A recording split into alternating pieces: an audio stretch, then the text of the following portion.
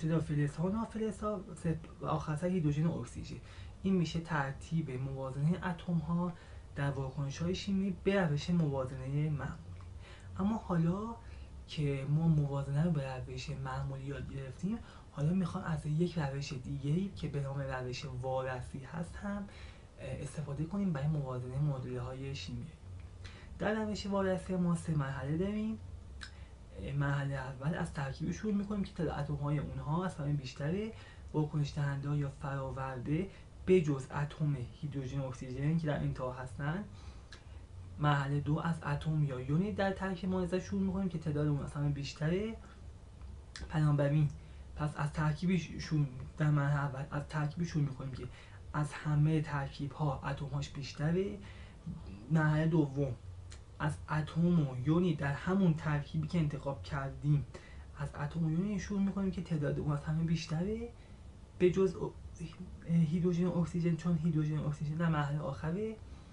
و مرحله آخر اتم های دیگر رو پس از اینکه اون ترکیب رو که بیشترین اتم رو داره و اون اتم رو که در اون ترکیب بیشترین تعداد رو داره موازنه کردیم، از اتم های دیگر نیز شروع میکنیم موازنه میکنیم و در مرحله آخر هم که هیدروژن و اکسیژن رو مانند روش معمولی موازنه. پس فرقش فقط با روش معمولی این شدش که از ترکیب شروع میکنیم که تعداد اتم هاش بیشتره و تو اون ترکیب هم از اتمی شروع میکنیم که تعداد اتم هاش بیشتره.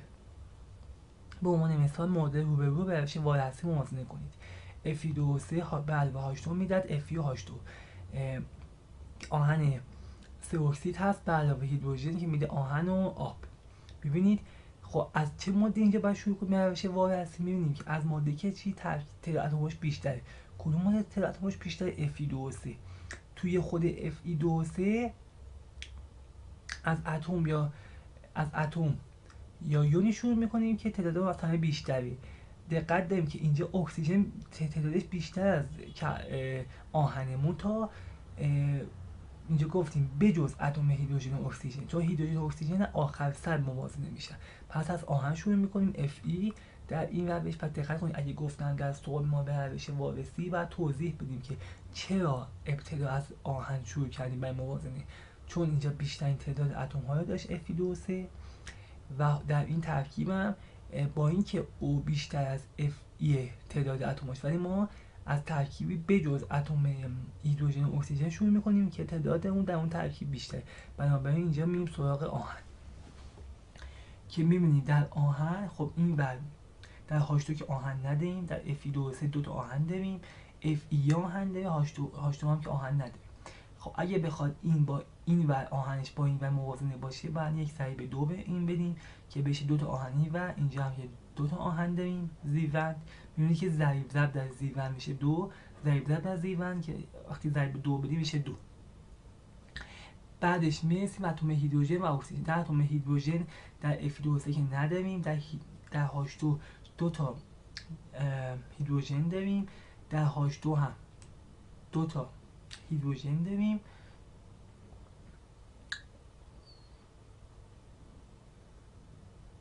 که البته اینجا بعد یک ضریب 3 به هر کدوم بدیم. دلیلش هم این هستش که در مرحله بعد به این دلیل میرسیم. حالا اگه ما اینجا بدون توجه به اکسیژن که در مرحله بعد خود موازنه کنیم نگاه کنیم، این ضرایبی نمیخواد، چون این و دو تا هیدروژن این و دو تا هیدروژن و با هم برابر هستن. اما وقتی بیایم سراغ موازنه اکسیژن میبینیم اکسیژن اینجا 3 تا هستش و در این سمت واکنش اکسیژن یکی هستش. بنابراین ما ناچاریم که به H2O ضریب 3 بدیم. چرا؟ چون باید تعداد اکسیژن ها برابر باشه.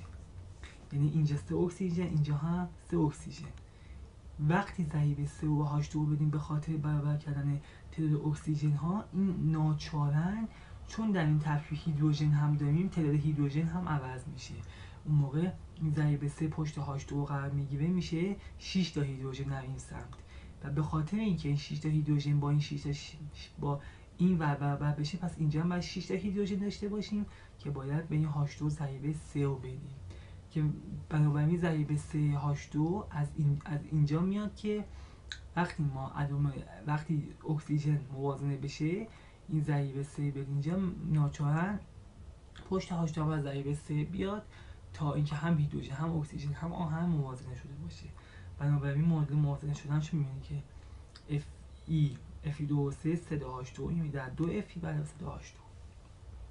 پس در موازنه به روش وارسی یون‌های چند اتمی به صورت یک گونه یا واحد شیمیایی جداگانه هم مستقل در نظر گرفته میشن و از محاسبه دوباره اتم‌های اکسیژن و هیدروژن و غیره که در اونها هستش خودداری میکنه که وقتی یک یون در اون اتم هیدروژن و اکسیژن هستش به صورت یک گونه جداگانه در نظر میگیریم در روش وارسی و اون ضریبی که بهش میدیم وقتی موازنه میشه دیگه لازم نیست که بیان اتم‌های هیدروژن و اکسیژن موجودن اون هم بیایم موازنه کنیم. خب در ادامه دو تا واکنش شیمیایی دیگه هم داریم که به روش وارسی میخوایم موازنه کنیم که اولین مثال با هم میگه CaOH 2 مرتبه علاوه H3PO4 میدهد CA3PO4 2 به علاوه H2 که کلسیم هیدروکسیده به علاوه اسید فسفوریک شده که به آن کلسیم فسفوریک و کلسیم فسفات و آبو میده. خب طبق روش وارسی ما از ترکیب بیشترین مقدار داره که CA3PO4 2 مرتبه هست استفاده میکنیم و در اون از CA چون که CA 3 تا اتم داره ولی PO4 2 که یک یون هستش 2 تا هست بنابراین از CA استفاده میکنیم. خب برای موازنه CA در سمت چپ که ما CaOH ما یک کلسیم داریم در سمت راست 3 تا کلسیم بنابراین اینجا باید یک ضریب 3 بگیرید که این 3 تا برابر با اون 3 تا بشه کلسیم ها با هم برابر میشه. خب میمونیم سراغ هیدروژن و اکسیژن و آخر سر هم یون PO4 یا یون فسفات که PO4 3 منفی هستش. خب برای موازنه هیدروژن در سمت راست ما یک ضریب 3 اینجا داشتیم. خب اینجا ما 6 تا در اصل هیدروژن داریم چون یک ضریب 3 هم داریم یک ضریب 2 هم برای OH هست. در سمت راست هم ما 2 تا هیدروژن داریم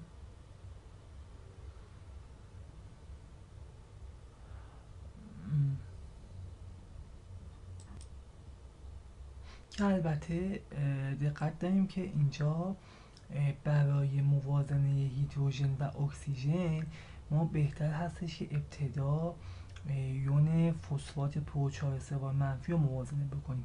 همونطور که بهتون گفتیم ابتدا در روش وارسی اون ترکیبی که بیشترین تعداد داره و اون بیشترین اتمی که در اون ترکیب هست که کلسیم هست و سپس بهتر هستش یون PO4 رو ابتدا موازنه بکنیم و در انتها هیدروژن و کلسیم چون بهتون طبق قانون گفتیم که هیدروژن و اکسیژن رو در آخر موازنه انجام میدیم موازنه‌شون رو.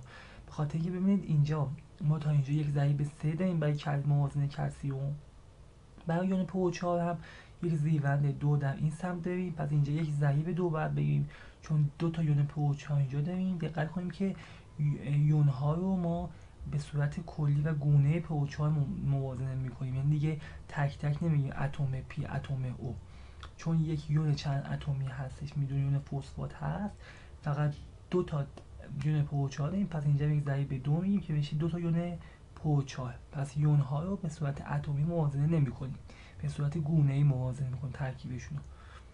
حالا که ما بدونیم ضریب کلسیم هیدروکسید 3 هست و H2PO4 2 از روی اینها دیگه الان به راحتی میتونیم هیدروژن رو موازنه کنیم. چرا؟ الان ببینید اینجا 6 تا ما الان در اصل هیدروژن داریم چون یه ضریب 3 داره اینجا هم 2 تا میشه 6 تا اینجا هم یه ضریب 3 به دست آوردیم به خاطر یون PO4 و 3 تا هم هیدروژن میشه 6 تا پس ما الان 12 تا هیدروژن داریم. تا اینجا هم فعلا کلسیم و یون PO4 موازنه شده اما هیدروژن اکسیژن مونده. این ور 12 تا هیدروژن داریم و این ور اینجا هیدروژن نده بنابراین فقط به این H2 وابسته است که اگه یه ضریب 6 بذاریم هیدروژن هم موازنه شده. الان ما تمام اتم ها موازنه شده، فقط مونده اکسیژن. تا اینجا هم یه ضریب 6 اینجا داریم، یه ضریب 2 و 3 هم اینجا. اگه که دقت بکنیم میبینیم که اکسیژن هم خودش به طور اتوماتیک موازنه شده. وقتی ما اینجا ضریب 3 داشته باشیم، اینجا 3 تا اکسیژن داریم، اینجا 6 تا اکسیژن داریم که با این ضریب 2 اینجا 8 تا اکسیژن، پس 14 تا اکسیژن کلا اینجا داریم. اینجا هم باید این سمت هم 14 تا باشه، در H2O 6 تا داریم و در اینجا هم 8 تا اکسیژن. ببینید 4 PO4 2. پس میبینیم که به طور اتوماتیک خود اکسیژن هم در نهایت موازنه شد و در اصل معادله نهایی این 3 تا ضریب رو فقط میخواست. پس ابتدا موازنه اون تعداد اتمی که بیشترین تعداد در اون ترکیبی که بیشترین اتم رو داره، سپس موازنه یون ها و گونه های چند اتمی در این حالات، در این واکنش ها، و آخر سر موازنه هیدروژن و اکسیژن. در این معادله هم به همین صورت هستش که خودتون میتونید بیشتر تمرین کنید. معادله NaOH به علاوه Fe2SO4 هست که میدهد سدیم سولفات به علاوه آهن سه هیدروکسید که ما ابتدا فقط براتون توضیح کلی بدم از آهن شروع میکنیم، به خاطر اینکه در Fe2SO4 Fe2SO4 بیشترین ترکیبی هست که از این 4 تا ترکیب بیشترین تعداد اتم داره و از Fe2 شروع میکنیم که البته بهتر هست موازنش و سپس میرسیم حالا به موازنه گونه ها. البته دقت کنیم که این انتخابی که در روش وایس گفته شده برای این هست که شما میتونید موازنه رو راحت‌تر انجام بدید و اینه حالا مهم نیستش که از گونه SO4 دو منفی شروع کنید یا از گونه Fe. به این دلیل هستش که بهتر هستش که از این فلز یا نافلز ما شروع کنیم که ابتدا موازنه بشه، سپس برسیم به یون ها و در آخر هم به اتم های هیدروژن و اکسیژن که میبینید Fe رو میخوایم موازنه کنیم. در سمت راست 2 تا Fe داریم و در سمت چپ با توجه هم فقط در این ترکیب Fe داریم فقط یک ضریب 2 میخواد در این ترکیب که الان Fe ها با هم موازنه شدن، پس فعلا یک ضریب 2 داریم. برای سدیم هم چون در این ترکیب هست به راحتی با یه دونه ضریب،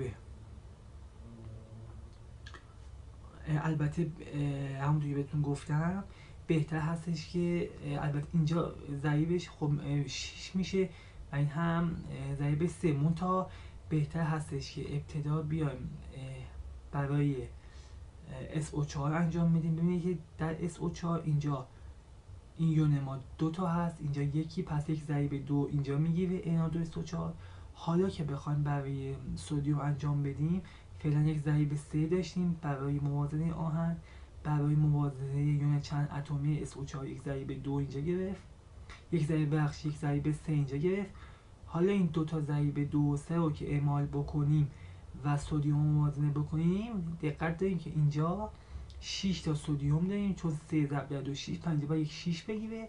حالا فقط الان دیگه آهن و سدیم و یون SO4 موازنه شده، فقط مونده در اصل OH. یون OH هم خواهیم موازنه بکنیم، اگه بشماریم اینجا 6 تا یون OH داریم و در این سمت هم اگه بخوایم 6 تا یون OH داشته باشیم چون اینجا زیربند 3 هست، یک ضریب 2 که بیاریم در اصل 2 ضرب در 3 میشه 6 تا که این ضریب 2 هم ما قبلا اگه یادتون باشه برای آهن آورده بودیم. پس دیگه این یه ضریب 2 خودش هست، بنابراین تعداد OH در دو طرف برابره. پس این 3 تا عدد در اصل